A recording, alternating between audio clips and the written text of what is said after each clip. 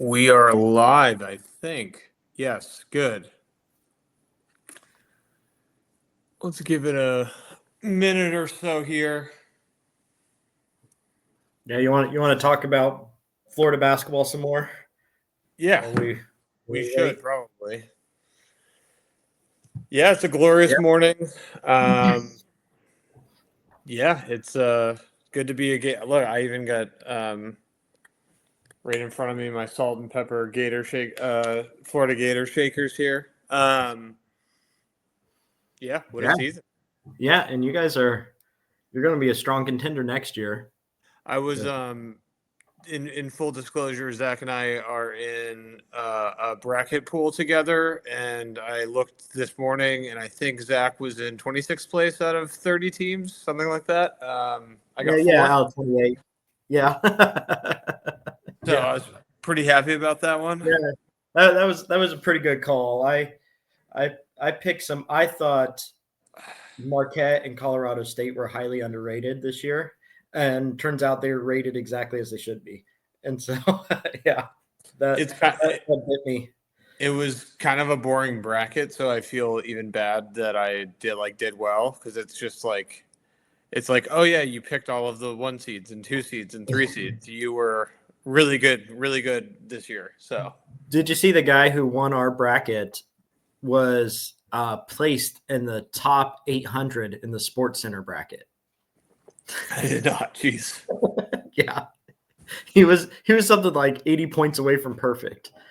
It was like, yeah, it wasn't even that fun. Yeah, well then I don't feel bad about where I shook out here. 4th is good. I'm not on the podium, but I'll take it. There you go. You'll get some hook swag. Yes. Good. All right. Well, we can get started here. So, just briefly introducing myself, Ken Hall will be the humble moderator today. I chair all the startup and growth initiatives for the Orlando tech community. I'm a partner at DeepWork Capital. DeepWork is a early stage venture firm based right here in Orlando, primarily seed Series A stage investors. Thank you to everybody who's joining us. Also, shout out to the Florida Gators, and then shout out to the Orlando tech community. And if you are not a part of OTC, please reach out to myself or Sheena or Ashley. Happy to get you any information, talk through anything about OTC, but would love to have, we're growing the community, we're doing a lot, and would love to have you involved. On that note, just a quick mention of some upcoming events. We do have sessions like this every month. Usually it's the second Tuesday of every month. We have education sessions, industry panels, fireside chats like this that are all geared towards the startup and kind of growth stage community within Central Florida. Next week, April 15th, we have a meetup that's happening downtown at Tech Hub Orlando. That's done in partnership with UCF. That's celebrating the UCF Business Incubation Program's 25th year anniversary and celebrating Carol Ann. Mayor Dyer will be there. President Cartwright will be there. Fireside chats with people like Tom O'Neill, Carol Ann. Food and drinks, again, that's downtown Tech Hub Orlando a week from today. So that's Tuesday, April 15th. I think it's around 5:30, 6 o'clock kickoff. And then next, the only other thing to mention, we do have a founders dinner coming up in early May. So be on the lookout for that. Applications will go out. That's like invite only for founders just in Central Florida. No salespeople, no lawyers, no service providers, nobody selling you stuff, no investors even like me. Just founders and community building within Central Florida. So those are the 3 things coming up. If you want any information, just follow OTC on LinkedIn, look up our website for where we're posting, and then reach out to myself, Sheena, Ashley, anybody part of OTC for more information. So enough beating around the bush. Let's jump into what you're actually here to listen to other than me. Today, we're joined by Zach Eikenberry. He's the co-founder, CEO of Hook Security. Hook is a Lakeland-based cybersecurity awareness and training company, relocated to Florida from South Carolina. They've received awards recognized as leaders in the sector. Zach was also the founder and CEO of the Next Schools at age 27, educated about 1,000 students in the world of entrepreneurship. Started with $0 at age 27 and built a system that raised over $5 million annually, managed 60 plus employees. Zach has over 14 years of experience in entrepreneurship, so hopefully there's something in those 14 years that we can uncover today that will resonate with you. And then full disclosure, so Deep Work, which is the firm I'm a part of, is an investor in Hook. I'm actually a board observer on Hook's board of directors. So 9 times out of 10, I'd look to somebody else to do this. But Zach and team were undergoing this like build in public effort, being transparent with the public. Thought a conversation between both of us would be the best way to uncover some insights and talk through this. Really, our goal is to help other startup founders, other entrepreneurs, and hope uncover some insights and hopefully leave you all with some direction, maybe some clarity on what you're trying to do, and then leave time for questions for everybody here as well. So that was a lot. For those that don't know, Zach, maybe just kick this off. Tell us a little bit about your background, and then tell us about Hook Security, things that I might not have said. Yeah, well, I appreciate the opportunity to chat with you this morning, Ken. The headline or maybe the lily pad story of my life. Grew up in the middle of nowhere, Indiana, farm boy. First generation college. So went from hogs and corn to the big city of Lafayette, Indiana, and went to Purdue University. Winding story there. Ended up only writing one resume in my life. Went to an offsite job interview and left that interview early and declared I'm going to hire myself. And so I've actually not worked for anybody since college after I graduated. And so Hook is by LLC body count entity number 8 for me. But ended up moving from Indiana down to Greenville, South Carolina. Didn't know a soul there, but really enjoyed my time there. Spent about 10 years in the upstate. While there, ended up starting 2 high schools and middle school on 2 different campuses. Again, they were Title I schools, if anybody's curious. So that meant the majority of the population was at or below the poverty line. And so we worked a lot with kids to young people to also hire themselves. We used to say, you'll never be unemployed if you can hire yourself. And so that was my time at the Next Schools, retired from there, met my now co-founder, Adam Anderson, who had sold his cybersecurity company. And that was the genesis of Hook. One evening on his front porch, he went on and on for 2.5 hours telling me about this space called security awareness training. And I remember remarking to him, sounds like we took all the bad ideas out of public education and put that into corporate training. He said, yep, that's what we did. So I spent the next 8 months of my life researching this industry in this space. I did all the demos with all the incumbents. I learned everything I could. And Hook Security was started out of several theses and a couple convictions from that time, just researching the space. And so the effort got going in 2019. We didn't do our Delaware C Corp birthdays in July 2020. And so just for those that don't know, just tell us a little bit more about Hook.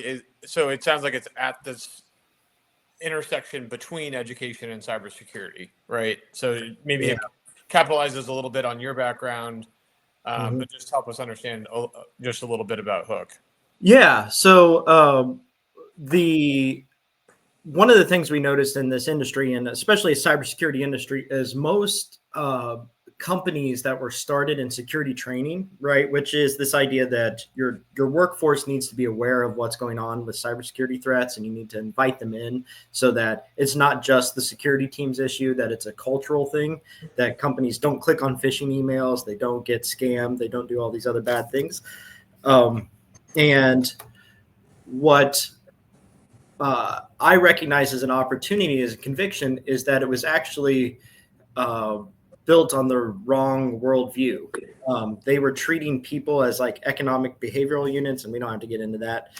But what I said was, hey, we have a chance to introduce the field of psychology to this type of training and create a different type of user experience by applying a different set of beliefs and a different body of research. And so that's kind of the definition of the French word entrepreneur, between the seams. It's somebody who puts two things together. And I said, let's take this legacy world of security training and let's spice it up by adding psychology and psychological training to it, which, by the way, just ends up meaning that our videos are humorous and engaging. Yeah. So I want to pull on a thread a little bit here that you just alluded to. So how did you meet Adam? Like, was it just purely happenstance? We've had education sessions before on how to meet how to find co-founders, how to create a founding team. How did you guys get connected? Yeah, it's actually a longer story. It predates the school. When I was doing, I had a software tool that managed federal contracts, and his previous business was trying to get into government selling. And so I met him along that journey, and he offered to pay me to go in and like do an assessment of whether or not he should sell to the federal government. And I came back a week later and I handed him his check back and I said, don't do it. And so that endeared us together, that I was the only vendor in like 20 years of his life that ever gave him his money back without asking. And so we became friends, bounced around. I was busy doing a school thing. And then that's how happened to connect with Adam. And Adam's also a magnetic guy. So once you're in his orbit, you end up bouncing into him multiple times. Probably fair to say. But I think one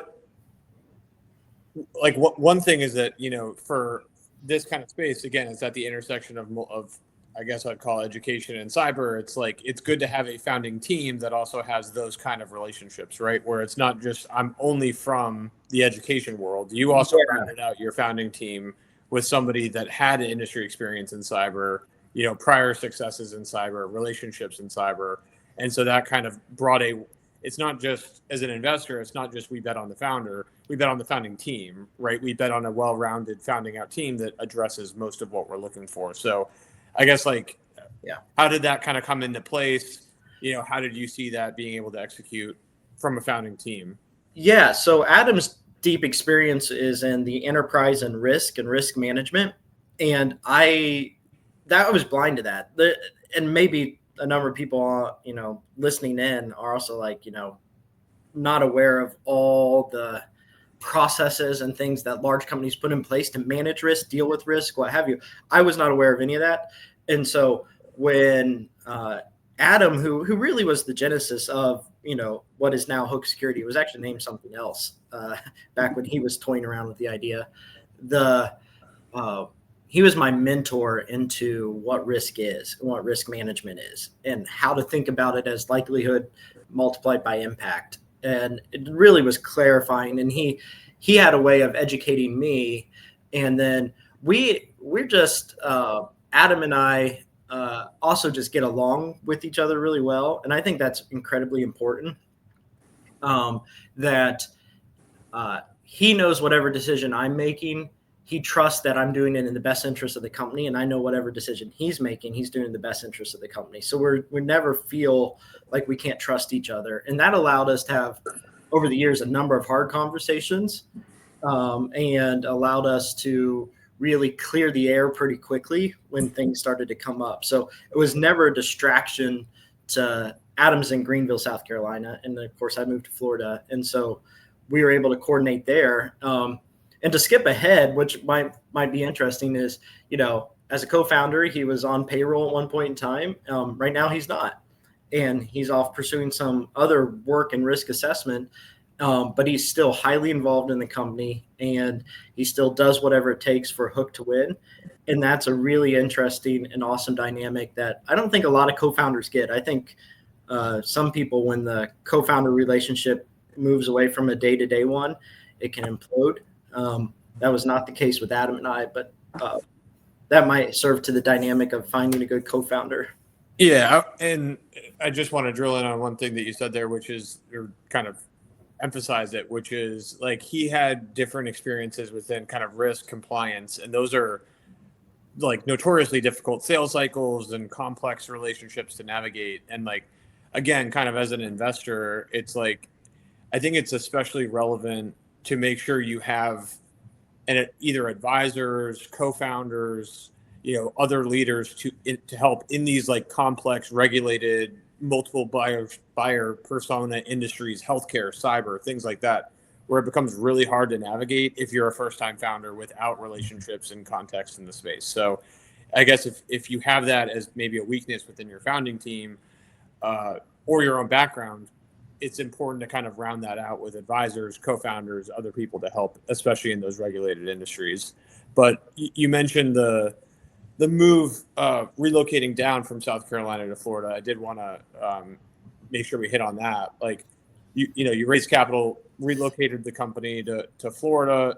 Some people stayed in South Carolina. Maybe just walk through that decision, that process. What did you learn from that might be worth sharing with folks? Yeah. Again, as a headline, my wife and I talk all the time. We didn't actually move. That's good. That's good. You talk to your wife all the time. Yeah. Well, we say this all. We have a bunch of Greenville memorabilia and painting and stuff around our house. We didn't move from Greenville as much as we moved to Lakeland, and that so we still have love and affection for everything that Greenville did for us, and it's a really cool community, even for startups in the Greenville area. So it's awesome there. The Lakeland was, well, one, it was primarily driven by a family decision coming out of COVID. We have little ones, and we wanted them to see their grandparents more, but also for us, selfishly, free babysitting. The other side of it is Lakeland at the time had just launched a startup ecosystem as part of a building called Catapult. There was some new movement inside of Lakeland as far as like housing and home opportunities. And we ended up tapping into some unwavering support from a local family office that was just, material to our decision to come down here. And so that all that together, like, in Florida has been an awesome ecosystem in that there are people who are just constantly rooting for your success. And I'm kind of surprised. I think the movies would tell you that the Florida ecosystem is a lot more Gordon Gekko than it is. And like, coming from the outside, you just kind of think these are beach people who have a lot of money, who just, are kind of doing whatever it takes selfishly for them, and I'm sure there are personalities like that in Florida, but the people that we ended up meeting with and coming into becoming investors or supporters or customers of ours have all been like salt of the earth folks. And it's been really awesome to build something in Central Florida. And I think that's actually instrumental to our success, is our location down here. So, you mentioned raising capital. Let's talk a little bit more about that. You raised, call it a $5 million kind of seed round. That's no OpenAI raising $40 billion, but that's a respectable amount for the Southeast for a seed round. And given that I think most of the audience here is probably going to be, Florida based, what are some pieces of advice that you have for raising, a successful seed round of capital? Yeah, well, it's funny. I do have a bias when I listen to other founders and entrepreneurs who have achieved something that I wish I could achieve, and then listening to them. that they always tend to look back and like give themselves more credit than they should give themselves. I just have a filter. So at the risk of giving ourselves more credit than we should, because there's some things we can't control about, like where our investors were in cycle and what they were interested in and how we align to them. Like we can't take credit for the call it the capital supply side of the house. We can only talk about on how we generated demand. It was definitely a process. Our process broke several times. I don't know if you've talked to other people who are like, you need to run a really tight process. You need to have like 4 weeks and you need to do your diligence and do these cold emails, have all your meetings within 4 days where you're back to back meeting with funds. And then you demand term sheets the next week. And then you do like, there's these ideas about like really tight cycles. And I thought this is awesome. So I purchased tools. Like I had like Founder Suite and I had Visible VC and I had all these lists, etc. That process broke for us 3 or 4 times. Like it just couldn't get through. And it was probably me in the way that I handled it. But the long story short is what is very interesting about the through thread of all the folks that are investors into a $5 million round really did come from a long tail of relationships and a long tail of getting to know and showing up. I did look when we closed our seed round, how many first meetings I took with potential investors. And it was something like 440. Wow. And that was over the course of about 1.5 years, almost 2 years. And so, but the people that came through, like we have Tampa Bay Ventures who led with us. I met Andreas, their general partner, before he even raised his fund. Right. 3 years ago, 4 years ago now. Right. And like, that's how long it can take. But then once you kind of get your core group of people who are believers in you, then like the rest of the capital that we patched together all came from people who knew people who knew people. And right. Like, just all came in through their social capital, not mine. Right. So Right. That's how the round came together for us. Yeah. I mean, as I got my 2-year wedding anniversary coming up at the end of this month, and I always, I talked to Starter Studio yesterday, and the thing I tell all the startups is that the average holding period of a seed round is longer than the average marriage in the United States as an investor, which is terrifying statistic. But I think what you're alluding to there is that how important trust is in these relationships, because we're embarking on, a 5 to 10 year journey together, and it's really hard, to go from no connectivity with a founder to here's 500,000 or here's a couple $1 million, and to kind of hack that. If you can find people within your kind of network and be building relationships with people of influence to be able to kind of hack that, to jump ahead from a trust perspective and build trust. If we get a referral from somebody that we already know, whether it's a founder in our portfolio, whether it's a co-investor that we've worked with before, it immediately kind of pushes you ahead from that trust perspective. And so I think is that kind of what you're alluding to as far as advice that you could give founders is how to successfully raise this kind of capital. Yeah. And I do think there's a level of authenticity and sincerity that you have to have. Like you do have to sincerely see them at, like, can I share one of my epiphanies that I'm kind of ashamed that I was like in my late 30s when I finally figured out what was going on. I used to, man, I don't know if this is risky to say, I used to put investors on a pedestal in my mind. I used to think they were the top of their business class. They were people who hustled and worked hard. They've seen every deal. They understand how to negotiate terms. They understand financial, what would you even call it? Manufacturing. Like they're able to put financial pieces together and aggregate and build things on financial constructs. And then what's hilarious is they just have a job to do just like I do. And they are it was a weird epiphany to be like, oh yeah, they're human. Like it was weird for me, because when I finally started understanding the pressures they were under from their LPs, especially, Right.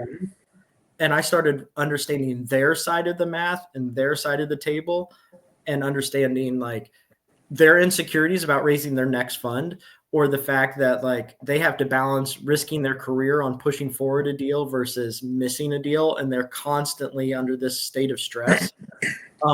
That flipped for me, where I said, oh, if I'm just authentic with them, like we can figure out if we're a fit or not. The capital is just an artifact or an outcome of whether or not we're aligned, and whether, and frankly, because of that, I passed on 3 investors, one of them being a pretty large fund out of the DC area, because we weren't aligned. They were not authentic with me. I was a transaction. And I said, for me, an investor is probably 5 to 10 years as a relationship. And Right. I send this person an update every quarter for the next 5 years, I'm going to punch myself in the face. And so we ended up not working with a fund who floated about $1.5 million towards us, because I didn't want that as well, because I was trying to be authentic with them and it wasn't reciprocated. Right. Yeah. I mean, I always say at the end of the day, venture capitalists are just asset managers, right? We're hired on behalf of LPs to do a specific job and get exposure to a certain asset class. But the other thing that you mentioned, and just circling back to how you raise capital, is I think that like a lot of founders think that they're going to have to like walk on eggshells with their investors, and be super uptight with their board and spend hours kind of prepping and making sure they craft every message like in a very sensitive way.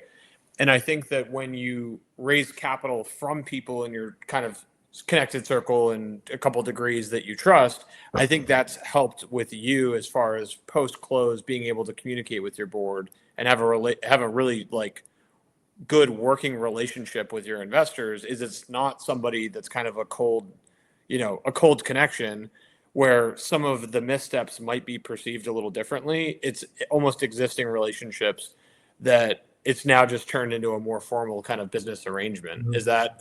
Do you think that's kind of helped with your relationships with your investors? Yes. And you won't know this because this is before your time. I had like a board put together from like my angel group when we were first coming together. I,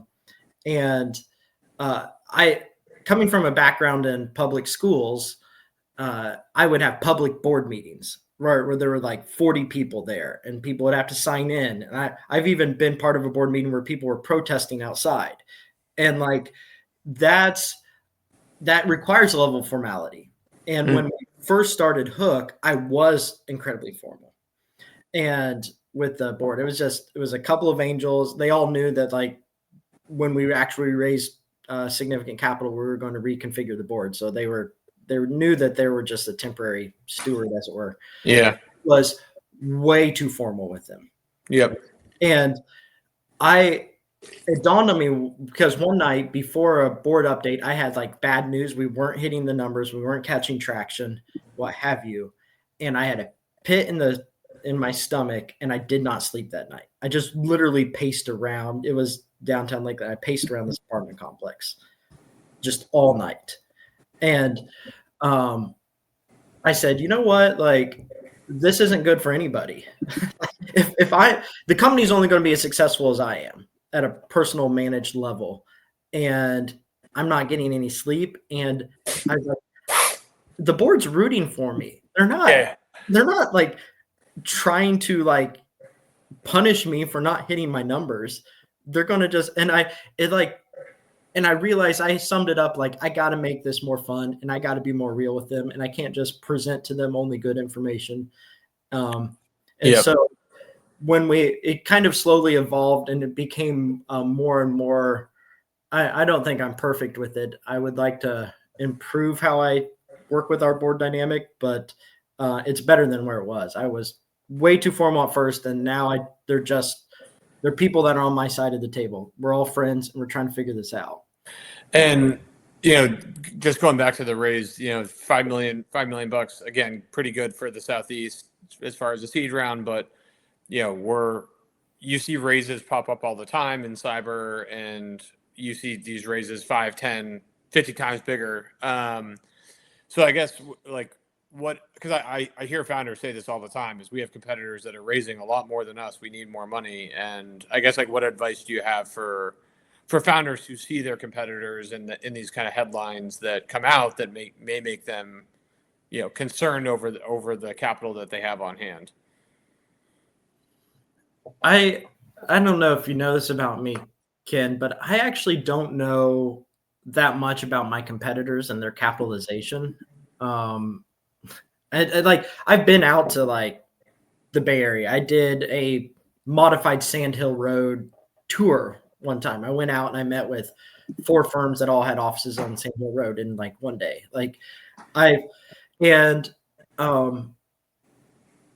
I just don't know the game my competitors are playing if they're raising. I don't know what they're going to do with the money. And frankly, in my head, I'm like, well, I hope they do really well so I can acquire them one day. I don't know why I'd be threatened by them. Either they're going to get a great product market fit and they're going to skyrocket and then they're going to acquire me, or I'm going to do my thing according to my business model and my market and my focus with my team, and I might acquire them, or they might flame out. I don't know. Why would I begrudge somebody who did the hard work of raising 20 million and I raised 5? I have no idea what percentage of the company and controls they gave over. I have no idea what those individual founders are going through. I can tell you raising money from investors puts a whole level of stress. $5 million, in my head, I have to be the guy who can turn around and write a check for 50 million one day. Right. And that's a tremendous amount of stress on me that I have to sort through. I can't imagine raising 20 million as a seed, thinking that I've got to raise 200 million in my next round and then 400 in my next, and then debt finance the next. Yep.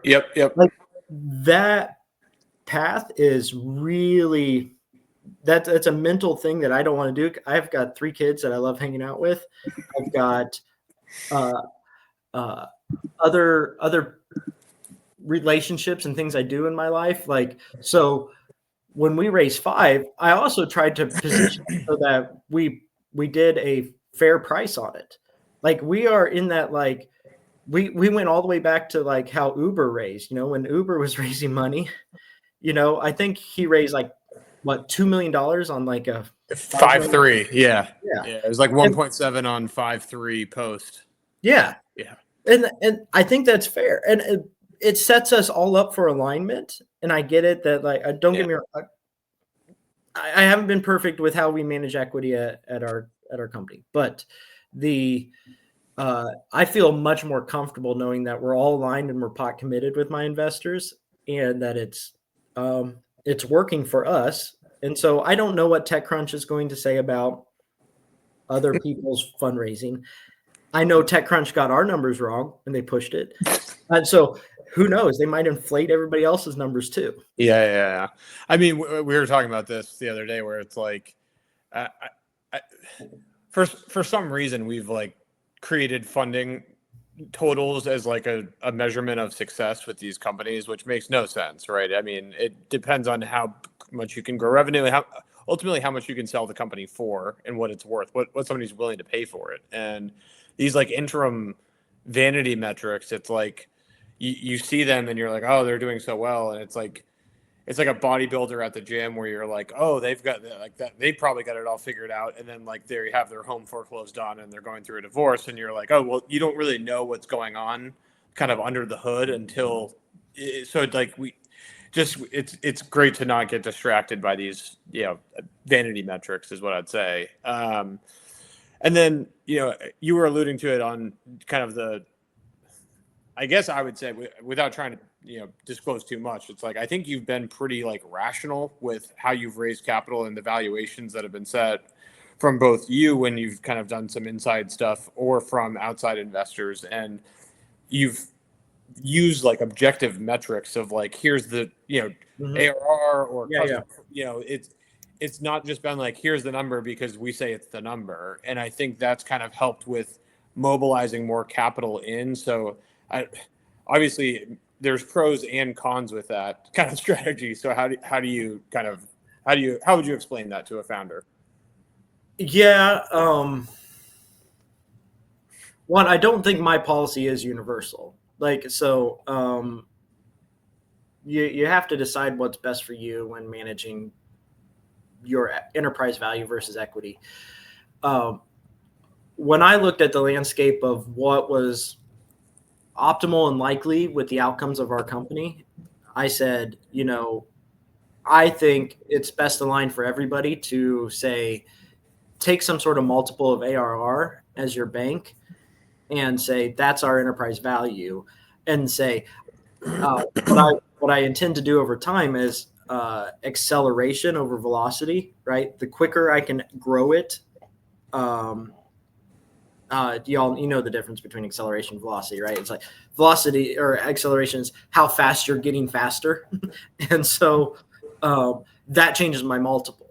And so I am looking for unlock stages in the next bit to show that I can actually increase acceleration and increase my multiple. And that only helps my current investors to get more excited, but also we're all aligned. So I just think too, it mattered so much to me that I live in a small town in Lakeland, and I wanted to be aligned with the people that were investing in us for the next 40 years. Mm-hmm. And Hook might not be my only game. And it mattered to me to at all times be transparent and authentic so that like life is a stage or a series of games. And so there might be another game I want to play with these guys. And if we're just kind of being frank here, we turned down an acquisition offer at the end of last year, namely because the offer came in and it pitted me against the investors. And it played one of those games where I would get outsized earn out returns and the investors would have to go pound sand. And I said, no, like I go to the same grocery store as these people. Like, no, this is not going to happen for us. And so that also plays a lot into how I think about enterprise value and pricing for me and what we're in our neck of the woods. Right. And I'm happy. I would never want to deal with Bay Area traffic or like all the things that go on with trying to live in the Bay Area. So like, I don't want those capital structures either. I don't want that. That's not my mindset. Yep. And I guess on a similar note, just kind of with the raise, and I think, transparently, like as an investor, one of the risks with a company like Hook is that it's applicable to everybody. It's a universal problem, right? So it's like, cyber security awareness and training is relevant as much for banks as it is for education, as it is for healthcare, as it is for just kind of general big tech or whatever, right? So there's not like a key kind of customer that you need to go target. It's a universal thing, just like payments or some infrastructure technology, analytics. Like these are universal problems with universal solutions. So, from founders that might be in a similar boat, what advice would you have in a similar scenario? Is it like, let's go through different go-to-markets, go to different end customers, or pick one or two and go hard and then revisit and pivot later? Yeah. So Hook Security is 5 years old. And for 5 years, I've been trying to figure out our niche. And, we're, to give a sense to folks here, we're approaching 2 million ARR, right? Which is an ironic thing to say because the vast majority of our revenue comes inbound. And there's reasons for that are in our control and outside of our control. But I am insanely jealous of people who can niche. Like, as they say, there's riches and niches. Like, and we have some go-to-market strategies that work really well for us that we've perhaps underinvested in over time. We're trying to correct that. We sell primarily through managed service providers in the channel. I think as a business fundamental in our next stage, we're going to get more and more focused on that. I would say I can't be too preachy about the go-to-market strategies other than to say some of the things I've learned. My biggest takeaway is I would run these experiments where I would try a different market motion or go after a certain persona or ICP, and I couldn't ever get myself to say what the definition of success was. Like, I'll know this is successful if I would just try it. And then whatever the results were, I had no idea. And I kind of had this idea, like, I'll know it if I see it. Like, I'll feel like we've done what we're supposed to do in that go-to-market. Like I said, there was one point in time where we were all about a certain type of trainer at a certain type of enterprise doing a certain type of work that, met all these little thresholds of a persona and job title and everything. And we had it fine-tuned in Apollo and Clay, and we were going at them hard. And I had no idea what it would mean if we were successful. None. And that wasn't fair to me or my team. Now we're being very clear about, like, through the channel and through other processes, what does it mean for us to be successful? What is going to be traction for us? And we're going to go run those experiments. We're doing it right now. To bring in an answer to a question you didn't ask him. Yeah. I was gonna hit on that at the end. Yeah. Okay. Yeah. Well, I think one of the jobs as a founder is that's just what you have to figure out, and you have there. It might sound dumb, but like your job is to not run out of money, and like. Another founder once told me, he goes, the great thing about running a startup is you only get to run out of money once.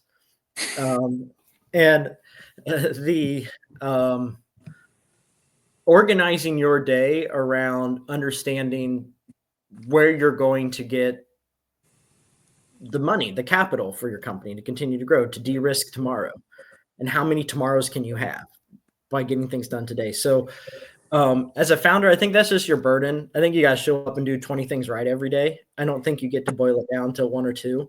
I haven't figured that out. So some founders might feel a lot of tension between figuring out a go-to-market strategy and who are my customers and how do I sell to them and all the pieces of a pipeline management versus getting the demo done right, getting the offering lined up, understanding billing and collection, all those pieces. You just got to do it. You got to figure it out. And you have to organize your day around what's closest to the money. Every day I wake up and I ask myself, when I fire up my laptop, before I look at my inbox and let that dictate what I do, before I look at Slack and let it dictate what I do, I ask myself what's closest to the money, and I line up those activities and I go do that. And that's my value to the company. Yeah.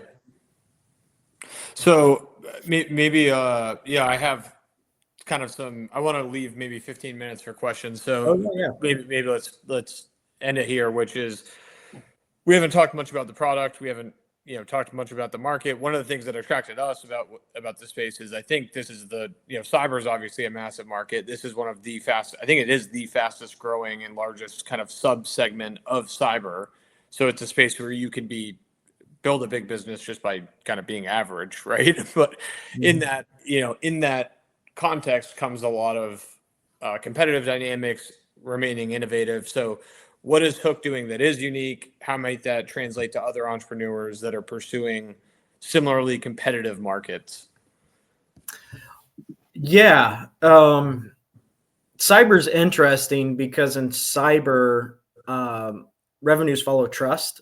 And so you have to be, in some ways, cyber businesses are about staying power. Like, you can't, Wiz the headlines suggest that Wiz is the exception, but it's actually the rule when you look at the founders of Wiz and what they did and how much trust they had with their buyers. But in general, cyber is a long game because you have to build the trust. And I would say your innovations have to follow the right to present the innovations to the people. So the way I'm thinking about it is a CISO, a security team, they're not going to buy you and your innovations because it could be risky. Like you could over innovate. And so you have to earn the right to show them the innovation over time, which includes staying power, which includes being there in multiple cycles and seeing word of mouth start to grow as one or two start to use you, and then it starts to go on from there. So the innovations that Hook offers are perhaps simple but pretty profound, which is including what if you made the training something people could demand and pull in because it's humorous and engaging? What if training actually helped them not just at the work but at home? What if the training was embedded into your flow of work so you didn't have to have another set of tools and credentials? It's inside of Slack, it's inside Teams. These were the what ifs that really drove the interesting innovation for our buyers, where they said, oh, you can do that. And I think that's the one of the most interesting innovations in the cyber space is I didn't know we could do that. Yeah. And that's like, what if we train people without punishing them with phishing simulations? Oh, you can do that. And so our innovation track is actually not flashy. It's just more sublime and profound. Right. Okay. Well, so if you have any questions, just put them into the chat. We'll try to get to as many as we can before we wrap here. Some questions that we got beforehand, I'll be able to kind of go through these as some questions if they come in. So one of the questions we got, how would you say that you have grown over time as a leader since you founded Hook Security? Where do you still need to grow? I think at first when I was leading, I was far too volatile in that I would not emotionally, but I would just read a book and say, oh, we need to do this now. Or I blog post and say, oh, we need to implement this as a team. And, oh, we need to stop everything we're doing and write down our 10 values. Or, hey guys, we're not, I would just follow every piece of advice was good advice. And I would implement way too much good advice too fast for folks. Yeah. Do you think that's a factor though of you learning more about the business and learning more about what it needs it's hard to do that at the beginning until you actually know where you are. That's right. Yeah. There's not a lot of self-awareness. So there's a lot of self-exploration and you're just kind of what are we? Are we a company that does this? Are we a company that does that? Yeah. And over time, I think I've pulled back and said, my job really is to manage myself and to manage an executive team. Yep. And so I've moved more into team building as a leader and simplified the definition of leader as the person who has to lead the way and show the way and make sure makes no mistakes, etc. to a leader, someone that gets results through other people. Yep. So I simplified that, and that's also de-stressed my life. I don't feel the need to be perfect and show the team how to do everything perfectly. And it gives the team a chance to step up and show that they can do stuff better than me. Yep. They have a place and a role, and it means something that they're better at it than I am. So that's my evolution. So question came in, how do you manage the kind of founder mind games of pivoting with your product and strategy while still relaying confidence to investors and the team members of where you're going? Yeah, some people, I would boil it down to don't be a founder if you're frustrated with communicating and executing. You have to do both every day. So I'm blown away that we've built a company largely on me just getting on conference calls and Zoom videos and what have you, because I'm just constantly communicating and capturing information in, sending it out, and so relaying confidence to investors and team members. Confidence is an interesting thing to aim at. because like I don't know how confident people are at any given time. So I focus more on, the execution building confidence, as it were, and then my communication, I just tend to try to be authentic and honest with folks. So transparency, I think, Yeah. confidence I, are. I mean, as an investor in Hook, I would say, because we have gone through a couple pivots and a couple shifts in strategy, tweaks in strategy here and there, is I don't know if I'd necessarily say that it's been building confidence throughout the investors and employees, but it's building support. And it feels like a lot of the decisions are a collective decision, right? Where it's not just, founder mode Zach coming into the board and going, pound the table and say, we're doing this now, and we're completely completely shifting. I think a lot of those conversations have been approached as a collective, like let's have this discussion, and we kind of come to the same decision that you're seeing, right? But it hasn't felt like it's been a pounding of the fist on the table and say we're defiantly saying that we're doing X or Y. Yeah, that's right. I don't know that that's in my personality anyway, but that would be odd for me. Like we acquired a company last year, and I knew there were issues with it. Mm-hmm. And again, thinking about my investors as humans, and they have to answer to their LPs, I need to give them the right type of information they can take back to their LPs via their teams, and in turn, they have their own dynamic. So I have to enable them to be able to communicate that, Mm-hmm. and I have to also bring in whatever I can. Like I don't know it all. I don't know. I never acquired a company before, so it felt like building consensus, but in some ways it was me showing up saying like, I think we should do this, but I need to know where I'm wrong. I need to know how it work. And yep. Another question I had, if you have any other questions, just put them in the chat. What was a mistake or headache early on that in hindsight was easily avoidable? I.e., what stupid mistake should entrepreneurs try to avoid making early on? I did two things that were almost fatal to the company. One is I prepaid for a whole bunch of like product and product growth and product offering, thinking that like this thing will distribute itself. That might be what other people do, but like I was like, well, in my case, I'm the exception. So I took in like an early check for $250,000, like from one of our angels, and I turned around and I spent like 200,000 of it on like product and licenses and content. Because in my point at the time, I was like, people aren't taking demos with me, and it's not working because I don't have the compelling enough product. I need more content. I need more. And then I looked at it, and we had like less than 90 days cash in the bank, and I had to like furlough a few folks during COVID. A couple of them were still on the team. They came back, but like the other is I hired a VP of sales, a sales manager, to come in and build a playbook, and that flamed out. You, as a founder, you have to build the playbook. You have to build the gates and understand your sales process so well. No expert in sales is going to come in and take over and just run it. Like, oh, I'll write the play. They'll say that, but spent again hundreds of thousands of dollars on a mishire, and it wasn't the VP of sales' fault. It wasn't his fault at the end of the day. It was mine. I set him up for failure. Yeah. Another question came in. Are there any books, apps, daily practices that help you stay sharp and make better decisions as a business owner?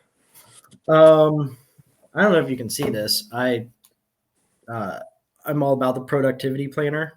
So this is my daily before I open up my email. This is where I write what's closest to the money down in, and then prioritize my day. And for me, also being very clear to myself, like what can I accomplish today that I can declare victory on and not feel bad that I'm going to bed and like feel like I haven't accomplished anything. Like I have to pile up those wins. So I do a productivity planner. It's on Amazon. Prices keep going up. And so makes me suspect these things are imported. But The productivity planner is one. And as far as team building and dynamic, I always recommend 5 Dysfunctions of a Team. That's a go-to for me and my team internally. And then I'm in SaaS software VC back, so I pay close attention and often reference the stuff out there on SaaStr, Jason Limkin's work, to inform product and mindset and hiring practices and that kind of thing. So those are my go-tos. Next question: what keeps you up at night?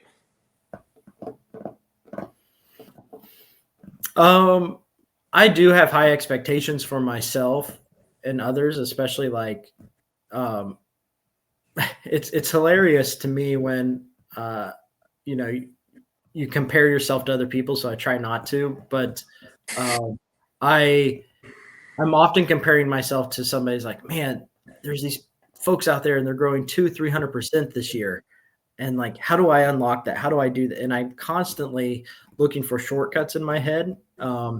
And that might be my own burden to bear, whether or not those shortcuts actually exist. I haven't found them yet, but at night I'll wake up thinking about them all the time around my go-to-market, all the time about what if we made this type of content, would it unlock this type of buyer? And would that buyer come in faster and better for us? And I think about that all the time. And then I think about, my team, are they aligned and good to go to be able to execute on those things? And that didn't keep me up at night. That keeps me up during the day. March Madness keeps you up at night. Maybe the last question here: where do you see you and Hook Security in 5 years? That's kind of an eternity from now. That's another president away, right? Perhaps, I don't know.